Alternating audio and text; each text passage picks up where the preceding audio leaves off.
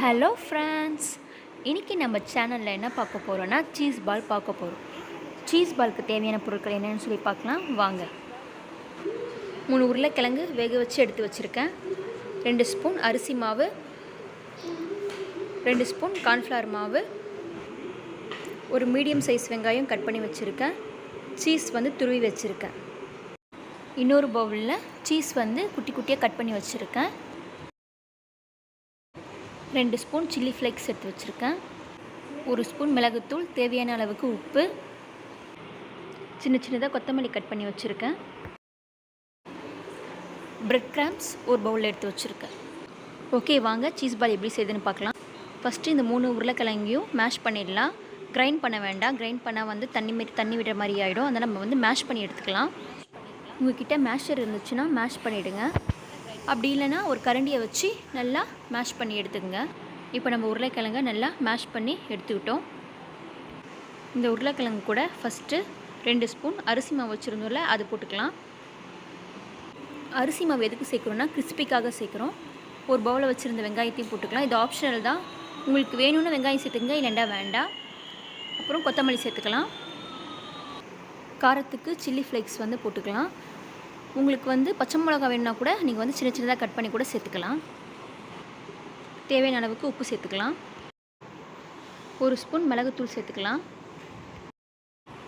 துருவி வச்சுருக்க சீஸையும் நம்ம இதில் சேர்த்துக்கலாம். அவ்வளோதாங்க. இதெல்லாம் சேர்த்து நல்லா பிசைஞ்சு நம்ம எடுத்துக்கலாம். நல்லா மாவு பிசைஞ்சதுக்கப்புறம் 2 கைடு நல்லா எண்ணெய் சேர்த்துட்டு நம்ம இந்த மாவை உருண்டை பிடிச்சிக்கலாம். நம்ம எதுக்கு என்ன சேர்க்குறோன்னா அப்போ தான் மாவு ஒட்டாது. நல்லா உருண்டை நல்லா வரும். நல்லா உருண்டை பிடிச்சிக்கலாம். உருண்டை பிடிச்சி அதுக்கப்புறம் இதை மாதிரி தட்டி நம்ம வச்சுருக்க மொசரல்லா சீஸை இதுக்குள்ளே வச்சு அது தெரியாத மாதிரி நம்ம நல்லா ப்ரெஸ் பண்ணி விட்டு திரும்பவும் நம்ம அதை உருண்டை பிடிச்சிக்கலாம். லைட்டாக ப்ரெஸ் பண்ணுங்கள். லைட்டாக ப்ரெஸ் பண்ணி உருண்டை பிடிங்க, இல்லைனா சீஸ் வெளியே வந்துடும். அவ்வளோதாங்க, உருண்டை ரெடி ஆகிடுச்சு. அதேமாரி அடுத்த உருண்டையும் இதே ஸ்டெப்லேயே நீங்கள் ஃபாலோ பண்ணி உருண்டை பிடிச்சிக்கோங்க. எல்லா மாவும் உருண்டை பிடிச்சி எடுத்ததுக்கப்புறமா இப்போ இதுக்கு நம்ம கோட்டிங் ரெடி பண்ணிக்கலாம். நம்ம வச்சுருந்த கார்ன்ஃப்ளவர் மாவோட கொஞ்சம் பெப்பர் சேர்த்துக்கலாம். மாவுக்கு தேவையான உப்பையும் சேர்த்துக்கலாம். கொஞ்சம் தண்ணி சேர்த்து, ரொம்ப தண்ணியாகவும் இல்லாமல் கட்டியாகவும் இல்லாமல் மீடியம் சைஸில் இதை நல்லா மிக்ஸ் பண்ணி எடுத்துங்க. அப்போ தான் கோட்டிங் நல்லா ஒட்டும். அவ்வளோதாங்க, கோட்டிங்க்கு மாவு ரெடி ஆகிடுச்சு. இப்போது நம்ம உருட்டி வச்சுருந்த உருண்டையை எடுத்து நம்ம வச்சுருந்த அந்த கார்ன்ஃப்ளவர் மாவில் உருட்டி பிரெட் கிரம்ஸில் நம்ம போட்டு எடுத்துக்கலாம். டபுள் கோட்டிங் கொடுங்க, அப்போ தான் நல்லா கிறிஸ்பியாக இருக்கும். இன்னொரு வாட்டி நம்ம கார்ன்ஃப்ளவர் மாவில் போட்டுட்டு பிரெட் கிரம்ஸில் போட்டுடலாம். டபுள் கோட்டிங் பண்ணோம்னா இன்னும் நல்லாயிருக்கும், கிறிஸ்பியாக இருக்கும் நம்மளுக்கு உருண்டை. இதே மெத்தடை ஃபாலோ பண்ணி அதே மாதிரி நம்ம எல்லா உருண்டையும் எடுத்துக்கலாம். எல்லா உருண்டையும் இதே மாதிரி நம்ம பண்ணி எடுத்துக்கிட்டோம். இப்போ உருண்டையை பொரிக்கிறதுக்கு நம்ம எண்ணெய் ரெடி பண்ணிடலாம். அடுப்பு பற்ற வச்சு தவா வச்சுக்கலாம்.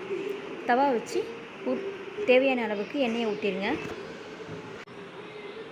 எண்ணெய் சூடாகிற வரைக்கும் நம்ம வெயிட் பண்ணலாம். எண்ணெய் சூடான பிறகு தான் நம்ம உருண்டையை போடணும், இல்லைன்னா உருண்டை உடஞ்சிரும். ஒரு 2 நிமிஷம் கழித்து எண்ணெய் சூடாகிடுச்சான்னு சொல்லிட்டு நம்ம பார்த்துடலாம். எண்ணெய் சூடாகிடுச்சு. இப்போ நம்ம வச்சுருக்க உருண்டையை இதை போட்டுடலாம். ஒரு உருண்டையாக பொறுமையாக போடுங்க, இல்லைனா எண்ணெய் தெறிக்கும். இந்த உருண்டையை நம்ம பொறுமையாக மீடியம் ஃப்ளேமில் வச்சு தான் வறுக்கணும். அப்போ தான் உள்ளே இருக்க உருளைக்கிழங்கு வேகும். ஒரு சைடு நல்லா கோல்டன் கலர் ஆன பிறகு அப்படியே பொறுமையாக நம்ம உருண்டையை திருப்பி விடுங்க. லோ ஃப்ளேமில் வச்சே ஃப்ரை பண்ணுங்கள். அப்போ தான் உருளைக்கிழங்கும் நல்லா வேகும். நம்ம உள்ளே வச்சுருக்க மொசரல்லா சீஸும் நல்லா மெல்ட் ஆகும். நல்லா கோல்டன் கலர் ஆகிற வரைக்கும் நல்லா திருப்பி விட்டு உருண்டையை நல்லா வறுத்தெடுங்க. நல்லா கோல்டன் கலர் ஆன பிறகு நம்ம இதை ஒரு பிளேட்டில் மாற்றி எடுத்துக்கலாம். இப்போ பாருங்கள், நம்ம சீஸ் பால் எவ்வளோ ஹெம்மியாக இருக்குன்னு அங்கே பாருங்கள். எப்படி நல்லா மெல்ட்டாக இருக்குன்னு நீங்கள் பார்த்தாலே தெரியும். அவ்வளோதாங்க, ஹெம்மியான சீஸ் பால் ரெடி. கண்டிப்பாக இந்த வீடியோ உங்களுக்கு யூஸ்ஃபுல்லாக இருக்கும்னு நம்புகிறேன். கண்டிப்பாக இது உங்கள் வீட்டில் நீங்கள் ட்ரை பண்ணி பார்த்துட்டு எனக்கு கமெண்ட் பண்ணுங்கள், லைக் பண்ணுங்கள். உங்கள் ஃப்ரெண்ட்ஸ் அண்ட் ஃபேமிலி மெம்பர்ஸ்க்கு ஷேர் பண்ணுங்கள். இது வரைக்கும் நம்ம சேனலை சப்ஸ்கிரைப் பண்ணலைன்னா உடனே சப்ஸ்கிரைப் பண்ணுங்கள். அது மட்டும் இல்லைங்க, பக்கத்தில் இருக்க பெல் பட்டனையும் கிளிக் பண்ணுங்கள். அப்போ தான் நான் வீடியோ போடும்போது உங்களுக்கு நோட்டிஃபிகேஷன் வரும். பாய் ஃப்ரெண்ட்ஸ், அடுத்த வீடியோவில் சந்திப்போம்.